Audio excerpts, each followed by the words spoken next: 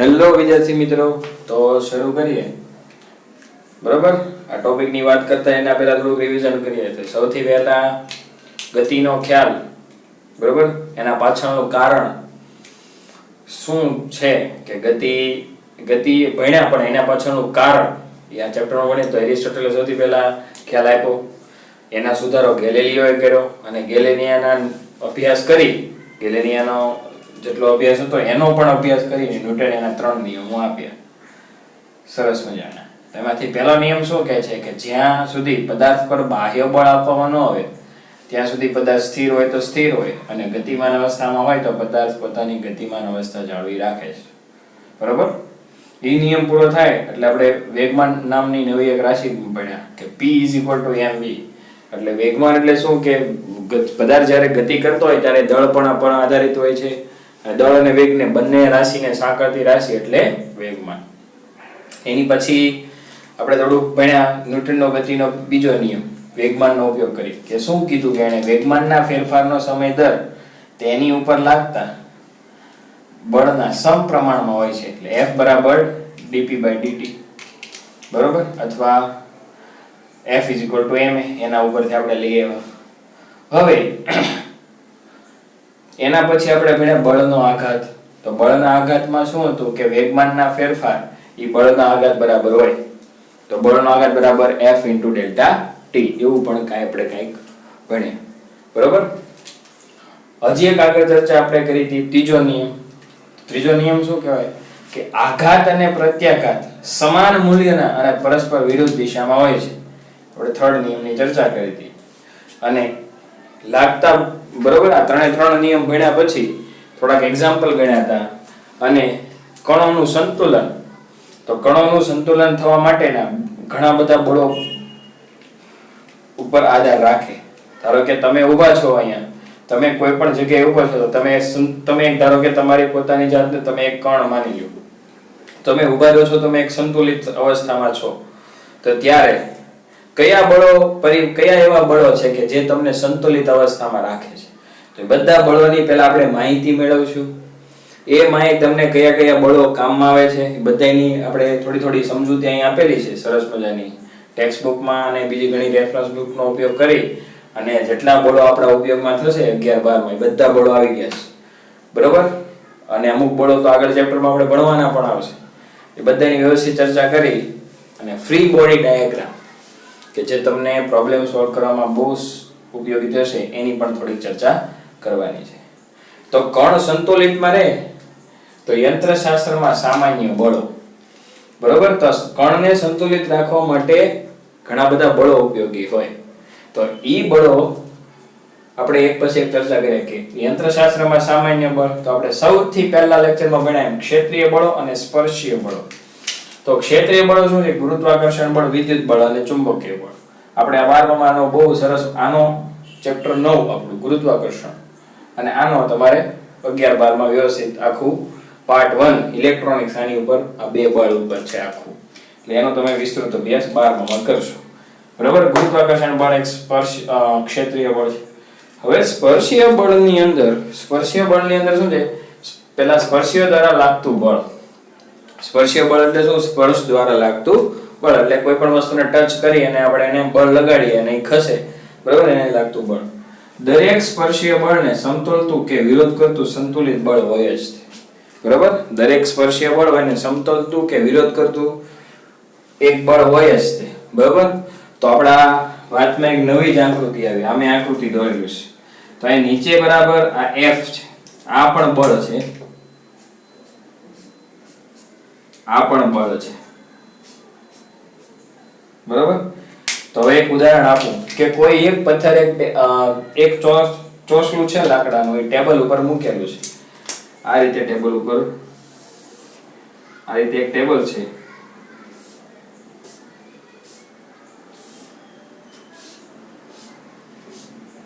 તો આની ઉપર એક ચોરસ આ રીતે મૂકેલું છે. તો શું થશે કે આ ચોરસ નીચે ગુરુત્વાકર્ષણની અસરને લીધે નીચે આવવા પ્રયત્ન કરે, પણ શું ટેબલ ઉપર પડ્યું છે એટલે ત્યાં ને ત્યાં રહેશે. બરોબર, ટેબલનું આની ઉપર એક બળ લાગશે એને કહેવાય નોર્મલ બળ.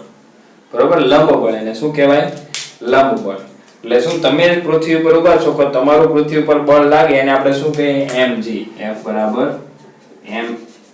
mg, કારણ કે a આવશે નહીં, g એટલે 9.8 બરોબર. અને ઉપર તમારું લાગતું બળ બરોબર, પૃથ્વી દ્વારા તમારે ઉપર લાગતું બળ એટલે શું નોર્મલ. આ બંને બળો સમતોલાય બરોબર, આ બંને બળો સમતોલાય n બરાબર mg થાય ત્યારે પદાર્થ સંતુલન અવસ્થામાં છે એમ કહેવાય. ખબર પડી? તમે એ ગમે એ જગ્યાએ ઊભા છો તો તમારું નોર્મલ બળ અને તમારું નીચે mg બળ બંને સંતોલાય એટલે શું છે, આ બંને બળ સરખા થાય ત્યારે પદાર્થ સંતુલિત અવસ્થામાં છે એમ કહેવાય. એટલે બે બળની વાત આવી આમાં. જો સ્પર્શીય બળમાં તો બે વાર નોર્મલ બળ જેને આપણે લંબ બળ તરીકે પણ ઓળખીએ છીએ, નીચે mg ગુરુત્વાકર્ષણ બળ પણ કહી શકાય. ક્લિયર? તો આ હતી બે બળની વાત. હજી આપણે આગળ એક ચર્ચા કરીએ સરસ મજાની. તો કઈ ચર્ચા?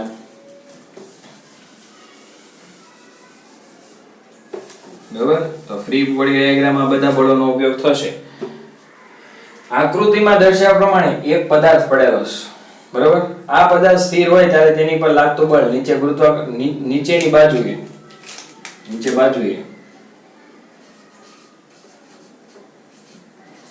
નીચેની બાજુએ ગુરુત્વાકર્ષણ બળ બરાબર mg લાગે બરોબર. એટલે F બરાબર mg અને આ ગુરુત્વાકર્ષણ બળને સમતોલતું બળને નોર્મલ બળ n જે ઉપરની બાજુએ લાગે તો n બરાબર mg. આ કિસ્સામાં શું કામ? કારણ કે પદાર્થ સ્થિર છે તો શું થશે? n બરાબર mg લખેલું છે સરસ મજાનું.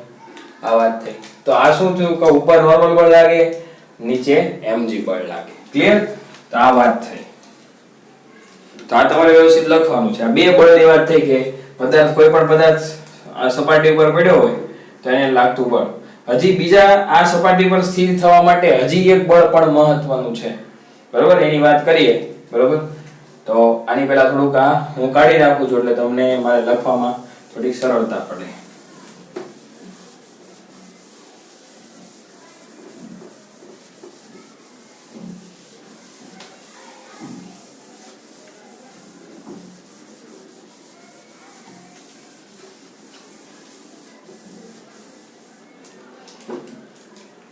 હવે જો હજુ સમતોલન માટેનું બળ પણ ઘર્ષણ બળ પણ મહત્વનું છે. એટલે ત્રીજું બળ આવ્યું. પહેલા બળ કયું? નીચે mg, ઉપર નોર્મલ. અને ત્રીજું બળ કયું? ત્રીજું બળ આપણું છે ઘર્ષણ બળ. તો કોઈ પણ એક પદાર્થ આ રીતે સ્થિર પડ્યો હોય તો હમણાં વાત કરીએ એમ આ પદાર્થનું નીચે બળ કેવું લાગે? mg. F બરાબર mg. ઉપર બળ કેવું લાગે? F બરાબર નોર્મલ બળ n અને n જ કહેવાય બરોબર. હવે આ સપાટી ધારો કે આ સપાટી ઉપર પડ્યો છે કોઈ પણ સપાટી, અને લીસી સપાટી તો ક્યાંય હોય જ નહીં, થોડુંક તો ઘર્ષણ હોય તે. જો ઘર્ષણ રહિત સપાટી હોય તો પદાર્થ સપાટી ઉપર સ્થિર રહી શકે નહીં. એટલા માટે શું લાગતું છે? Fs. તો Fs ને શું કહેવાય? ઘર્ષણ બળ. શું કહેવાય? ઘર્ષણ બળ. એટલે ત્રીજું બળ આપણું લાઈફમાં એવું ઘર્ષણ બળ પહેલા આવી જ ગયું, પણ આ ઘર્ષણ બળનો આગળ આપણો આખો ટોપિક છે, સરસ મજાનું ભણવાનું છે બરોબર. પણ આમાં એ પણ કામમાં કરે છે. હવે તમે કોઈ પદાર્થને ખસેડો, આ બાજુ ખસેડો તો ઘર્ષણ બળ એની કે એક્ઝેક્ટ વિરુદ્ધ દિશામાં લાગશે. એટલું યાદ રાખવાનું. પદાર્થ જે દિશામાં ગતિ કરતો હોય અથવા જે દિશામાં બળ લાગતું હોય એની ઘર્ષણ બળ કેવું વિરુદ્ધ. તમે કોઈ સ્લેટ હોય, સ્લેટ ઉપર તમે કોઈ એક બોક્સ ઉપર તમારા જ ઘરે નીચે તળિયે તમે કોઈ પણ વસ્તુ ધારો કે એક બોક્સ ખસેડો તો બોક્સનું ઘર્ષણ પાછળની બાજુ લાગે. તમે બળ કઈ દિશામાં? આગળની બાજુ લગાડો. એટલે બળ હંમેશા આ બાજુ હોય છે, ઘર્ષણ બળ આ બાજુ હોય છે. આ બધા બળ જ છે. આ બળ તમે લગાડેલું બળ છે બરોબર. તો Fs બરાબર ઘર્ષણ બળ, mg બરાબર ગુરુત્વાકર્ષણ બળ, n બરાબર નોર્મલ બળ અથવા લંબ બળ, અને F બરાબર પદાર્થ ઉપર જે આપણે લગાડીએ છીએ, સ્પર્શ કરી અથવા બરોબર. આ વાત થઈ. હવે આની અંદર એક બીજી ચર્ચા આમાં હજી બરોબર. પહેલા બે બળ આપણે લાઈફમાં આવ્યા, પછી આ બે બળની વાત કરી બરોબર. હવે ત્રીજું બળ કયું લાગે? હવે આને કોઈ હું દોરીથી ખેંચું છું બરોબર. એક પદાર્થ દોરું, એને હું કોઈ દોરીથી ખેંચું છું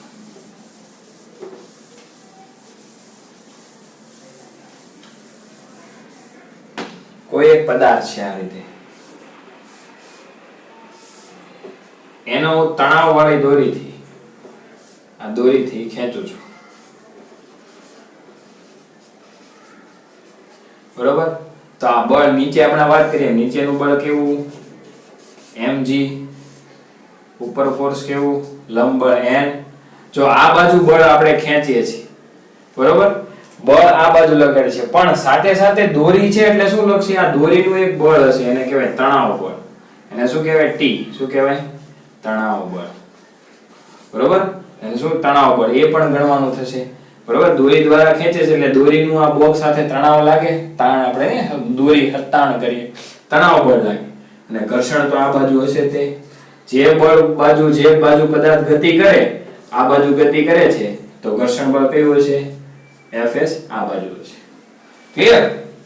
તો આ વસ્તુ તણાવ બળ. તો તણાવ બળ, બીજી એક આપણે તણાવ બળની વાત કરીએ. તણાવ બળ, બરોબર, આ રીતે કોઈ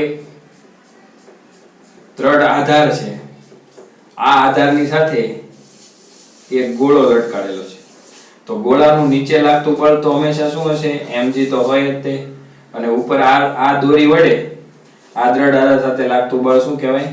તણાવ બળ. તો આ બધા બળોની પરિચય આપું છું કે ક્યાં કયું બળ કઈ રીતે હોય. તો દોરીનો વિચાર આવે, દોરી સાથે કોઈ પણ વસ્તુ બાંધીને તમે ખેંચતા હો ત્યારે ઘર્ષણ બળ, તણાવ બળ, લંબ બળ અને mg ચારે બળ તમારે લેવા પડે. ક્લિયર? આ હતી તણાવ બળની વાત, બરોબર? તો બરોબર, હજી એક તમને ઉદાહરણ આપ્યું છે, તો એનો આપણે સરસ મજાની એક સરળ આકૃતિ દોરી અને પછી FBD જ્યારે ભણીએ, ફ્રી બોડી ડાયાગ્રામ, એની વિશે તમને માહિતી આપીશ, બરોબર? એ તમારે વ્યવસ્થિત જાણવાની છે, બરોબર? હજી એક છે, બરોબર, mg, બરોબર, ગુરુત્વાકર્ષણ બળ, n લંબ બળ, Fs ઘર્ષણ બળ, F પદાર્થ પર લાગતું બળ, T તણાવ બળ, અને હવે આવે છે સ્પ્રિંગ બળ. તો સ્પ્રિંગ બળ એટલે શું કે આ રીતે કોઈ સ્પ્રિંગ છે, કોઈ દ્રઢ આધાર સાથે સ્પ્રિંગ બાંધેલી છે, આ સ્પ્રિંગ સાથે તમે કોઈ પદાર્થ લટકાડો છો, તો આ પદાર્થનું નીચે લાગતું બળ શું થશે? mg તો થાય જ, પણ આ સ્પ્રિંગ ખેંચાય એટલે શું થશે? આ સ્પ્રિંગ પેલા આપણે એમ ખેંચીએ, ધારો કે આ સ્પ્રિંગ આ પોઝિશન 1 છે અને બીજી પોઝિશન હું દોરું છું અહીંયા, તો આ સ્પ્રિંગ ને આપણે ખેંચીએ એટલે ધારો કે પદાર્થ અહીંયા સુધી આવી ગયો, બરોબર? એટલે ધારો કે પહેલું સ્થાનાંતર એનું અહીંયા હતું x, બરોબર, પહેલું સ્થાનાંતર આપણે ધારો કે લઈએ 0, તો ત્યાંથી આટલું એને સ્થાનાંતર કર્યું, તો આ અંતર ધારો કે x લઈએ, તો x જેટલું શું તો સ્પ્રિંગ સ્પ્રેડ થઈ, બરોબર? તો એટલે શું થશે? સ્પ્રિંગ ને દબાવો પણ શું થશે? આ ત્રીજી પોઝિશનમાં શું થશે? સ્પ્રિંગ ને કમ્પ્રેસ કરીએ, તો નીચે mg, તો આ જે મૂળ પોઝિશન કરતા એટલી ખેંચી, એટલી કમ્પ્રેસ કરી, એટલે એના ઉપર કેવું કે F જે બળ હોય એ સ્થાનાંતરના સમપ્રમાણમાં હોય, બરોબર? જે બળ હોય સ્થાનાંતરના કેવું હોય? સમપ્રમાણમાં. એની વિશે પણ આગળ આપણે ભણવાનું છે, સ્પ્રિંગ બળ ને બધું બળ વિશે આપણે એની વિશે પણ આની વિશે પણ ભણવાનું છે, એટલે થોડીક સમજૂતી આપી ગયું. જે સ્પ્રિંગમાં ખેંચીએ અને બળ લાગે કોને? સ્થાનાંતરના સમપ્રમાણ હોય, અને કેવું હોય? માઈનસ, બરોબર, માઈનસ x. એટલે શું કામ? કારણ કે બંને જો નીચે F આ નીચે mg આ બાજુ લાગે છે અને ઉપર કયું બળ લાગે છે? ઉપર કયું બળ લાગે છે? સ્પ્રિંગ બળ x, બરોબર? તો એને કોન્સ્ટન્ટ દૂર કરીએ એટલે શું થશે? Minus kx. તો આ નીચે બળ લાગતું બળ બરાબર F બરાબર mg, તો mg બરાબર kx. આવા પણ તમારે માઈનસ kx આવા પણ દાખલા ગણવાના આવશે, આ બધું યાદ રાખવાનું. તો જ્યારે આપણે ફ્રી બોડી ડાયાગ્રામ કરીએ તો આની પણ ચર્ચા કરશું. સ્પ્રિંગ બરાબર માઈનસ kx, બરોબર? ક્લિયર? F બધા બળો છે, બરોબર? બધા તમારે યાદ રાખવાના છે, બરોબર? એટલે એક પછી એક સરસ મજાની રીતે તમને સમજાવ્યા છે મેં, બરોબર? તો અત્યાર સુધીના હિસ્ટ્રીમાં જો સ્પ્રિંગ હોય તો સ્પ્રિંગ બળ, દોરી હોય તો તણાવ બળ, પણ જો તમે હાથથી તે કોઈથી ધક્કો મારો તો નોર્મલ ફોર્સ લેવાનો. ક્લિયર? એટલે આ બધા બળો તમારે લેવા પડે, એના લીધે પદાર્થ સંતુલિત થતા હોય, ગતિ થતા હોય. આપણે ચેપ્ટરનો મોટો શું છે એ કે ગતિ થવા પાછળનું કારણ, પદાર્થ ખસે છે તો એનું પાછળનું કારણ શું? તો કે બળો. કેવા બળો? તો કે સ્પર્શીય બળો. ક્ષેત્રીય બળોની વાત તો આપણે કરવાની છે, 9મું ચેપ્ટર છે, 11 12માં બધા ક્ષેત્રીય બળો છે. પણ સ્પર્શીય બળો લાગે કેવા પ્રકારના લાગે, કયા એંગલે લાગે, અને ઈ બધા એંગલે બળો સમજવા હોય તો એની માટે તમારે ચેપ્ટર 4 અથવા 3 પર જવું પડશે. શું કામ? કે ત્યાં ચેપ્ટર 4 ઉપર તો ક્યાં સદિશોની બધી માહિતી મળે. એટલે ચેપ્ટર 4 તમારે વ્યવસ્થિત સદિશોનું સરસ મજાનું કરવાનું છે. અને ઈ સદિશનું ચેપ્ટર તમારે 12 સુધી JEE હોય તો JEE અને નીટના સ્ટુડન્ટ માટે ખાસ મહત્વનું છે. એના સદિશના નિયમો બધા ક્લિયર. તો આ હતું તણાવ બળ. હવે વાત છે ઉત્પ્લાવક બળ. ઉત્પ્લાવક બળ તમને એક નોર્મલ સમજૂતી આપું. એનું પણ ચેપ્ટર છે 10મું. આપણે એને આગળ ફ્લુઇડ મિકેનિક્સ 10મું 11મું એમ સોરી 10મું જ છે, બરોબર. આ રીતે કોઈ એક પાત્ર છે, આ પાત્રની અંદર પાણી ભરેલું છે માનો, બરોબર. અથવા તમે ઘરે પણ પ્રયોગ કરી શકો કે પાત્રની અંદર પાણી છે. હવે પાણીની અંદર તમે હાથ આમ શરૂઆતમાં તમે ધીરે ધીરે પાણીની અંદર ઈ ડોલ ઉપર પાણી સ્થિર છે અને પાણી ઉપર તમારે ધીરે ધીરે હાથ પાણીની અંદર ડોલ પાસે જવા દેવાનું છે. હવે જેવો પાણીને ટચ થાય એટલે સીધો જે નોર્મલ જેટલું ફોર્સ કરતા હવાની અંદર આ રીતે એટલું લાગશે નહીં, તમને કઈક બળ લાગશે ઉપરની બાજુ. પણ હજી વધારે બળ આપશો એટલે તમારો હાથ ડૂબવા મળશે. તો જે ઉપરની બાજુએ જે બળ લાગે, જો આ એક પાત્ર પડેલું છે એને ઉપરથી કોઈ ફોર્સ કરે છે, બરોબર, આ રીતે ફોર્સ લગાડે છે. તો હવે જે ઉપરની બાજુ ફોર્સ લાગે એને શું કહેવાય? ઉત્પ્લાવક બળ, બરોબર. ρgh ઉત્પ્લાવક બળ. અને આમાં હજી પણ ફેરફાર થાય સૂત્રમાં, આગળના ચેપ્ટરમાં આપણે ભણવાનું છે. આ છે ઉત્પ્લાવક બળ. તો આ બધા બળો છે, તમારે સમજવાના છે. ક્લિયર? તો આ સરસ મજાની માહિતી બધા બળોની આપણે આપેલી છે. તો ફરીવાર રિવિઝન કરી દઉં કે તમારે મુખ્ય કેટલા પ્રકારના બળો યાદ રાખવાના છે આ ચેપ્ટરમાં. તો કે એક તણાવ બળ, એક ઘર્ષણ બળ, એક નોર્મલ બળ, એક સ્પ્રિંગ બળ, બરોબર. આ બધા બળનો સમન્વય થી તમે સરસ મજાનું ચેપ્ટર શીખશો. અને આપણે આજે એક ઉદાહરણ પણ જોઈશું જેથી તમને આ આઈડિયા આવે કે એક્ચ્યુઅલીમાં કઈ રીતે આ બધા બળોનો ઉપયોગ કરવાનો, કઈ રીતે બળ શોધવાનું, અને આ બળના ઉપયોગ કરવા માટે સરસ મજાની મેથડ છે ફ્રી બોડી ડાયાગ્રામ, જેને કહેવાય FBD, બરોબર. તો આપણે રિવિઝન કરીએ તો દોરી માટે શું હતું? પેલું N, F બરાબર mg, કયું હતું? ગુરુત્વાકર્ષણ સપાટીનું ગુરુત્વાકર્ષણ બળ, બરોબર. તમે એમ કહેશો પાછા સર ગુરુત્વાકર્ષણ બળ તો કહેશો, એ તો ક્ષેત્રીય બળ, પણ શું કહે છે? mg. એટલે આપણે એવું પણ લઈએ છીએ ગુરુત્વાકર્ષણ બળ, કારણ કે આની અંદર સપાટી ઉપર તમારું સપાટી પર બળ લાગે, સપાટી તમને ખેંચે એટલે ગુરુત્વાકર્ષણ બળ mg નીચે. F બરાબર n, આને કહેવાય લંબ બળ. પછી F બરાબર T, તણાવ બળ. પછી F બરાબર Fs, એને કહેવાય ઘર્ષણ બળ, બરોબર. આની ચર્ચા આપણે આના પછીના ટોપિકમાં છે જ તે સરસ મજાની. ઘર્ષણ બળ વિશે બહુ સૂત્રો પણ તારવવાના છે, બરોબર. એટલે ઘર્ષણ બળ પણ ભણવાનું છે. ઈ તો ખૂબ મહત્વનું છે. ઘર્ષણ બળ કેવું? તો ખૂબ મહત્વનું છે, બરોબર. હજી એક રહી ગયું, F બરાબર પદાર્થ પર લાગતું બળ, પદાર્થ પર લાગતું બળ. હજી એક છે F બરાબર kx, બરાબર, સ્પ્રિંગ બળ. આ બધા બળની માહિતી તમારી પાસે હોવી જોઈએ. હજી તો ઘણા બધા બળ છે, કેન્દ્રગામી બળ, કેન્દ્ર ત્યાગી બળ, બરાબર. આ બધા બળોની ચર્ચા તમારે આગળ આપણે ભણવાની છે વ્યવસ્થિત, બરાબર. જ્યારે ચાક ગતિના ચેપ્ટર શરૂ થાય ત્યારે આ ચાક ગતિની ચેપ્ટરની વખતે આ બધા બળોની આપણે માહિતી લેવાની છે, બરાબર.